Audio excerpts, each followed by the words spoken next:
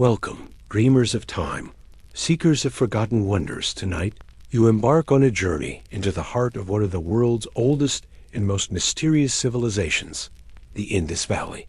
Long before pyramids pierced the sky and emperors carved their names in stone, the people of the Indus built cities of quiet genius, where harmony flowed like water and peace reigned without thrones. In this immersive 2-hour cinematic sleep story, you will walk the serene streets of Mohenjo-daro, feel the warmth of ancient hearths, witness sacred rituals by starlight, and listen to the river that remembers everything. With every breath, you'll slip deeper into a time where life was simple, balanced, and deeply connected to the land. So find your quiet place. Dim the lights. Let the river carry you. If this story brings you peace, let us know in the comments. Your voice helps keep ancient dreams alive. And if you'd like more journeys into lost worlds, subscribe and join us beneath the stars each week. Now close your eyes and follow the whisper. It began not with a sword, nor with a cry, but with the rhythm of water. The river moved like time itself, endless, whispering across the valley where a people once built wonders without kings, without war, and without forgetting the stars above them. This was not a story of empires, conquest, or crowns. This was the story of Harappa, of Mohenjo-daro, and the people of the Indus, whose dreams still sleep beneath the earth. Let us go back beyond the roads, beyond pyramids and palaces, past the sands of Egypt and the ziggurats of Sumer, to the floodplains of the Saraswati and the Indus, to a place where clay bricks whispered secrets, and every street had purpose. The sun had not yet risen, but the air was already warm, and the scent of wet earth drifted through the narrow lanes of Mohenjo-daro. A soft mist curled between homes, each built with astonishing uniformity, brick by brick, as if the people shared a single dream of symmetry and peace. A boy named Sivak stirred from sleep, his mat laid beside his mother's. He blinked into the quiet morning, the sounds of the city beginning to breathe, the splash of water drawn from the public well, the soft footsteps of traders opening their shops, and the distant call of a priestess lighting lamps in the great bath. His mother wrapped him in a cotton shawl, kissed his forehead, and sent him to fetch water. The city was alive, but not loud. Even the markets were orderly, a gentle hum of life, not chaos. Merchants laid beads of lapis lazuli in rows, shining like droplets of sky. Scribes pressed seals into soft clay marks of ownership, records, or prayers. No one rushed, for time flowed slowly here, like the river that gave the city breath. This was not just a city, it was a vision. A vision laid out with engineered streets, underground drainage, granaries, and public spaces far beyond their age. And Sivak, just a boy, walked unaware through one of the most advanced civilizations the world would forget. As the boy filled his pot at the well, an old man approached the city's night watchman. His name was Baga, and his eyes were lined like the roots of old trees. He sat beside the well and looked at Sivak. "The river remembers," Baga whispered. "What does it remember?" The boy asked. "Everything," said Baga. "It remembers the time before fire, the time of great beasts, and the time when the gods walked with us." And so the old man began to tell him the tale, a tale of when the Indus River first flowed, wild and mighty. The ancestors came from the highlands, chasing the stars and the rains. They settled by the waters, where fish were plenty, and the earth was fertile. They built not from fear, but from understanding. They looked not to conquer, but to balance between man and nature, spirit and stone. They built this, Baga sighed, spreading his arms, this whole city, with no kings, no armies, no blood spilled for thrones, only the law of harmony. And Sivak listened, wide-eyed. But he could not know how soon the harmony would be tested high atop the citadel, where the sacred fires were kept, lived the priestess Marala, guardian of the old songs. She moved not with authority, but serenity, her white robes whispering over stone as she walked. Marala believed the stars spoke in dreams, that the lotus flower was the eye of the gods, and that clay held memory got. She placed offerings at the great bath, a marvel of engineering and devotion. Its steps descended into still water, surrounded by brick that never crumbled, centuries before cement was born. This was not for bathing. It was for purification, for ceremony. That day, the stars had warned her. A shift in the winds, a silence in the birds. The Saraswati was retreating, not in anger, but sorrow. "The river is leaving us," she murmured, her voice echoing into the water. "And we must remember what was never written." For in the Indus, there were no palaces, no giant statues, no monuments to ego, only seals etched with animals and symbols, telling stories too complex for any modern tongue to decode. And those who held knowledge, like Marala, knew their days were numbered. That evening, Civic's father returned from the docks. He had been to Lawful, a port city, where ships from Mesopotamia brought copper, pearls, and tales of distant lands. He told Civac of massive boats, of markets beyond the desert, and people who wore gold in their beards. The Indus people were not isolated. They traded across oceans, across deserts. Their beads had reached Babylon. Their seals, unreadable even now, had baffled the Sumerians. "But what of kings?" Civac asked. "Do they have kings?" "They do," said his father. "But kings rule by sword. We rule by wisdom." Civac didn't understand, not yet, but he would. Years passed like monsoon winds. And with time came change. The rains became less frequent. The river shrank. Wells dried. Crops failed. People began to whisper of curses, of forgotten rites, of the gods turning away. And still, there was no war, no looting. No collapse in fire, only silence. Families packed their lives and moved eastward, toward the Ganges, toward newer lands. They took their pottery, their beads, their stories. But the streets of Mohenjo-daro grew quiet. One morning, the great bath lay still, unused. The seals were no longer pressed. The stars, once studied, now watched in silence. And the old man Baga, long after Civac had grown, stood one last time at the edge of the well. "The river remembers," he said. Then he was gone. There came a season no one remembered exactly when the rains returned for a short while. It was as if the sky, out of sorrow or mercy, gave the Indus people one last embrace. The people of Mohenjo-daro held a great festival of farewell.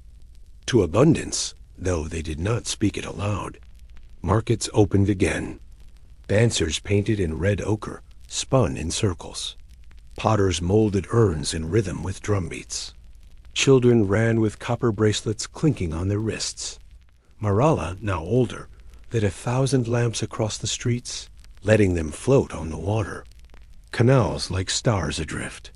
"If this is the end," she whispered, "then let us leave beauty behind." The city shone with a golden glow that night. Lamps flickered on windows, in doorways, along the steps of the great bath, each flame a goodbye. Music rose, not loud, but deep flutes that echoed off the bricks like the river singing a lullaby. Some say the gods walked that night, barefoot and unseen, through the streets of Mohenjo-daro, bidding farewell to what had been their home. Unlike the tales of fallen cities elsewhere, of fires, of swords and screams, the Indus cities did not end in ruin. They were left behind, like dream sculptures in the dust. One by one, families quietly departed. Civac, now grown, carried his own child upon his shoulders. They did not cry. They did not burn their temples. They simply walked toward the east, where the Ganges River called with a new promise. Behind them, The seals were buried. The bricks, still strong, stood as if waiting. The wells, now dry, looked like eyes that had closed. Even the animals on the island, seals the unicorn, the humped bull, the great elephants, seemed to pause in stone silence. No one carved over them. No one desecrated the past. The past simply rested, and the cities became ghost chambers of wisdom still, perfect, untouched. Centuries passed. The wind softened the bricks. The river shifted its course again. The cities were buried by time and silence, forgotten by name. New empires rose, Vedic, Persian, Greek, Mauryan, and still none remembered the Harappans. Until one day, thousands of years later, a group of British railway workers dug in the Punjab and struck upon something odd. Uniform bricks, too perfect to be chance. Soon after, archaeologists uncovered entire cities, grids, baths, granaries, jewelry, pottery. They stared, stunned. How could such a civilization be so advanced, yet so invisible in history? They named it the Indus Valley Civilization. And yet the seals remained unreadable, the language unbroken, the priests long gone, the purpose of the cities open to interpretation. But the silence of the Indus was not empty. It was sacred. It was the silence of completion, not collapse. The Indus River still flows. It has changed shape, changed course, but it still moves with purpose, whispering through modern Pakistan and into the Arabian Sea. If you listen carefully, on certain nights when the stars are clear, you may still hear it, the beat of a distant drum, the echo of clay wheels, the splash of water in the great bath, a woman lighting a lamp, a boy carrying a pot. You may feel the hush of a city that did not need kings to build harmony, only shared wisdom. You may remember something you never knew you forgot. And maybe, just maybe, the river remembers you. Now as you lie still, feel the ancient world settle around you. Imagine the scent of baked earth and incense, the warmth of a cotton robe around your shoulders, the slow hush of traders closing stalls, the soft murmur of a priestess singing in the night. Let the streets of Mohenjo-daro drift through your thoughts like the arms of a sleeping giant, calm and eternal. You are walking again, hand in hand with your ancestors. They are not strangers. They are you. The clay beneath your feet is warm. The stars above you are familiar. And the water, yes, the water is always there. Flowing, listening, remembering. As the sun tilted westward and shadows lengthened, the heart of Mohenjo-daro came alive not with noise, but with aroma. Clay ovens, nestled into the corners of homes, began to breathe warmth. The smell of toasted barley filled the air. Women in dyed cotton robes ground wheat and millet with slow, circular motion, stone against stone, the rhythm echoing through mud brick walls like a lullaby. Sivek's mother, now older and gentler, stirred a pot suspended over the fire. Lentils bubbled, flecked with herbs grown in garden courtyards. Coriander, mustard seed, and a touch of turmeric, fragrant and golden like the Indus sun itself. Outside, a child plucked a ripe fig from the tree. Another nibbled a wedge of date. Cake, sticky and sweet, wrapped in a lotus leaf. Nearby, fishermen returned from the river, carrying baskets of fresh katla and rohu. Smoke curled upward as the fish roasted on flat stones, crisp and simple. There were no feasts of extravagance, no silver trays, no royal banquets. And yet, in every home, food was shared, quietly, lovingly. In the afternoon, the city's pace. Slow. Artisans sat cross-legged beside their tools, shaping terracotta figurines. Women with elaborate headpieces, bulls in mid-stride, birds in mid-flight. They weren't made for worship or trade. They were made for beauty, for stories, for children to hold and imagine. Beadmakers working with shell, carnelian, and lapis lazuli strung together intricate necklaces, some destined for local brides, others for merchants in faraway lands. The city, though humble in tone, thrived in subtle elegance. Homes were arranged around courtyards. People bathed daily. Clay pipes drained waste underground. Air vents cooled the interiors. There were no shouts of overlords, no slums, no temples atop pyramids. There was order. There was design. There was thoughtfulness in every brick. And when evening came, neighbors gathered beneath fig trees, speaking not of politics or war, but of rain and harvest, dreams and stars, animals and music. Sivak's grandson, young Chana, ran barefoot down the lane, his laughter echoing like flutes. He carried a toy cart, carved from wood, with tiny wheels that turned perfectly. Beside him, his sister Mira held a small clay doll. They splashed their feet in the nearby pool. They chased a turtle. They watched ants march through the cracks of a stone step. "Will the river go away forever?" Mira asked. "The river always finds a way," Chana said, parroting the old stories. From doorways, elders watched with soft smiles. Children were not silenced in the Indus Valley. They were taught through rhythm, through repetition, through gentle wonder. Games, pottery, songs they learned by doing, not by scolding. There were no books. But there were hands and hearts and stories passed through food, crafts, and stars. At sunset, women lined the steps of the wells, drawing water in painted pots. Their bangles clinked as they moved, dozens of them, glass, shell, and copper, sliding along their forearms in gentle rhythm. Some adorned their hair with braided thread. Others marked their foreheads with ash and color. Men sat nearby, weaving mats from reeds and jute, or repairing fishing nets with quiet precision. There was little division between labor and life. Everything had a season, and no task was beneath dignity. The potter was as revered as the scribe, the beadmaker as respected as the fisherman. In this, they lived a kind of equality rarely seen in later civilizations. Their wealth was community, not coins. Strength was routine, not force. When darkness fell, the city did not roar.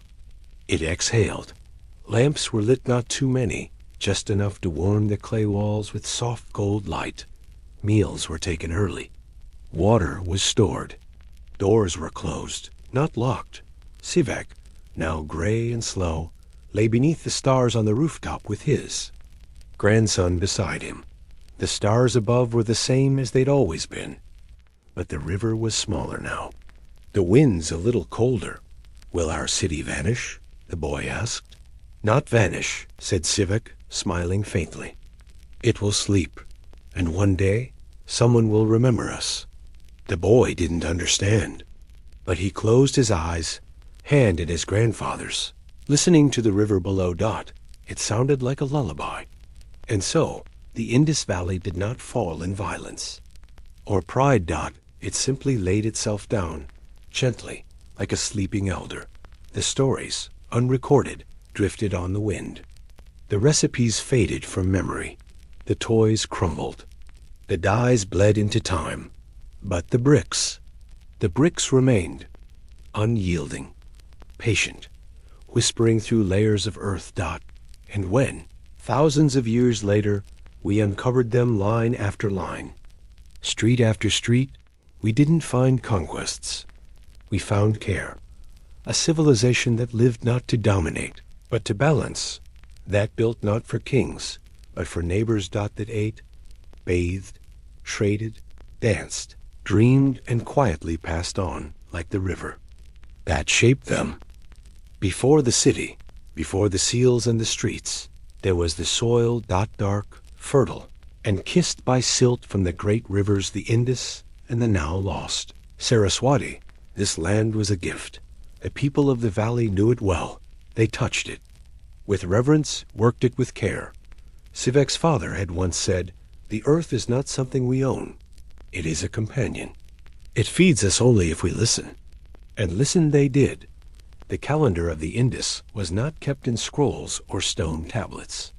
It was kept in the clouds, the shifting winds, the scent of rain before it fell. They watched the skies. They watched the water. And when the time was right, they planted Dot as dawn broke over the western edge of the valley. The fields began to shimmer.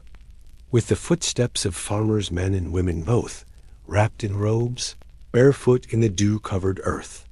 They began with barley, the old grain. Its seeds were scattered across the soft earth, with fingers seasoned by generations. Wheat, too, was sown its golden heads to come months later, waving like flags of peace in the breeze. The planting was not silent. Dot's songs were soon not of gods, demanding obedience, but of rain spirits, of growth, of the cycle of return. Children watched their mothers sing and sprinkle cow dung ash over the fields, a sacred act of fertilization, one that fed both the soil and the spirits. And when all was done, the families stood at the edge of the land and bowed, not in submission, but in gratitude. The Indus farmer did not wield steel, but stone, bone, and bronze. Wooden plows, pulled by humped bulls, gently scored the earth.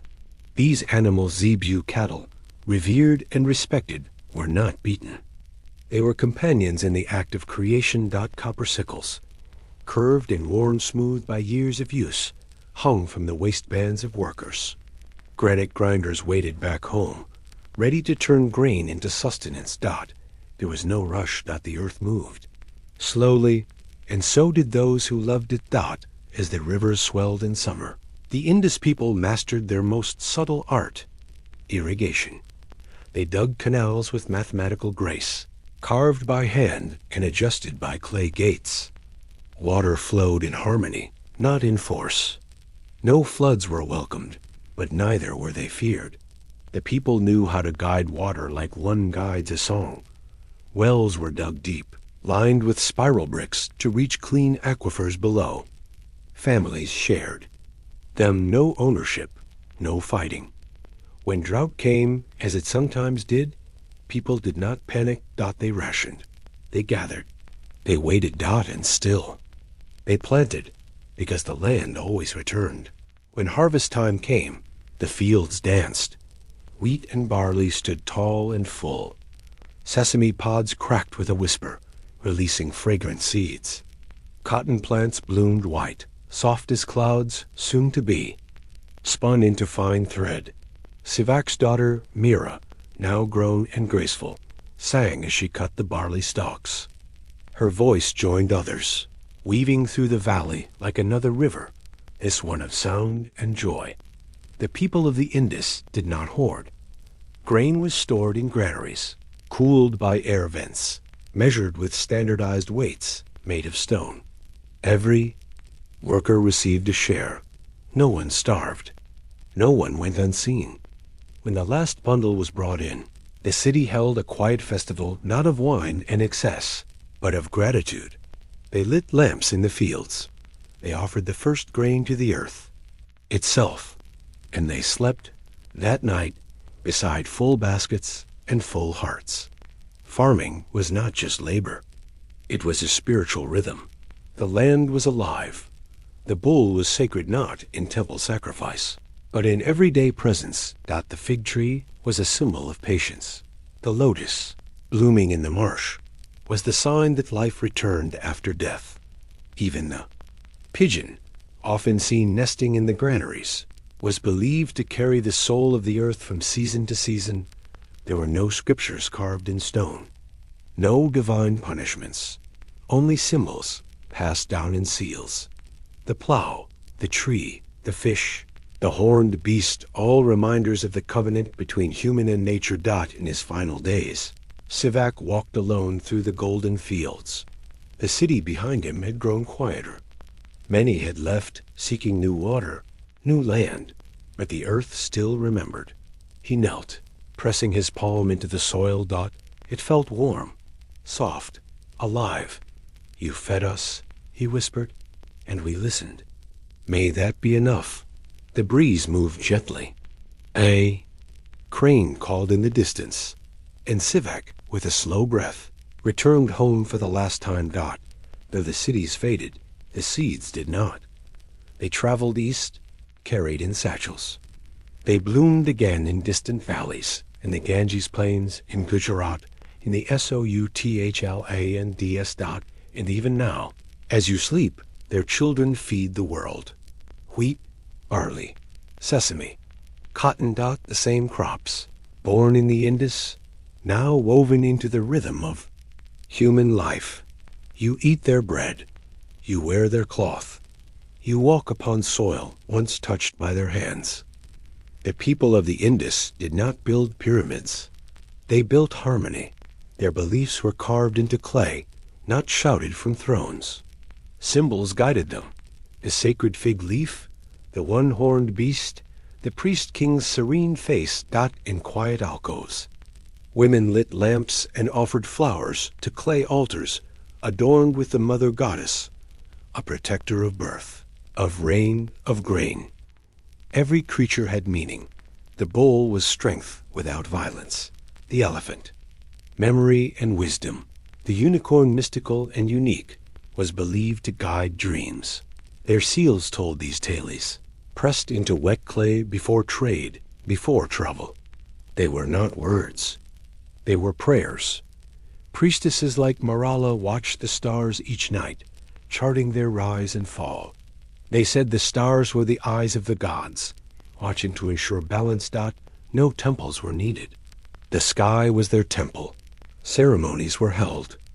At solstice, at flood, at harvest, quiet gatherings of music, incense, and intention. They believed that after death, the soul returned to the river. Ashes were not scattered, but kept. Memory was held, not erased. The river carried the spirit, until it found peace. Rebirth was not feared. It was welcomed. It did not happen in a single year, nor a single lifetime. But slowly, the rivers that had once breathed life into the valley began to falter. The Saraswati dwindled to a whisper, its waters swallowed by shifting earth and changing skies. The Indus changed course, dragging its promise. Elsewhere, the rains came late, then not at all. The sun burned longer. The soil, once rich and pliant, cracked underfoot. Wells that had quenched thousands ran dry. Fields turned from green to gray. Still, the people stayed. Until staying meant silence. But the people of the Indus did not vanish. They moved. They walked. Eastward, the Ganges. They carried their knowledge in their hands. The art of pottery, the logic of city planning, the secrets of crop and river. They sang the old songs to their children. They pressed the same seals into new clay. Some joined new cultures. Some formed villages far from the floodplains. They did not build new Mohenjo-daros. They did not rebuild the baths. But they remembered. Centuries passed. The bricks faded into the dust. Jungles swallowed streets. Sand filled courtyards. The great bath became a hollow echo of water. The world forgot. For 3,000 years, the Indus lay silent. Until explorers stumbled upon the mound. Until archaeologists brushed away the earth. Until, brick by brick, the city returned to light. But no scrolls were found. No grand tombs. No talis carved in stone. Only the rhythm of a people who built their world in harmony, then stepped away without a cry. Yet they left behind echoes. In the beads, worn in distant lands. In the yoga-like postures of terracotta. Figurines. In the symmetry of wells, the wisdom of drainage systems, the quiet strength of a civilization that valued peace over pride. The Indus did not fall. It faded, gracefully. Now, as your eyes grow heavy, imagine the hush of an ancient night. The river is still. The lamps have gone out. Somewhere, a pot remains unbroken. A seal lies buried, its meaning still waiting. Sleep, traveler, for the people of the Indus walk beside you, still in silence, in clay, in seed and water. May their dream touch yours. Like wind across the barley, may your breath echo theirs.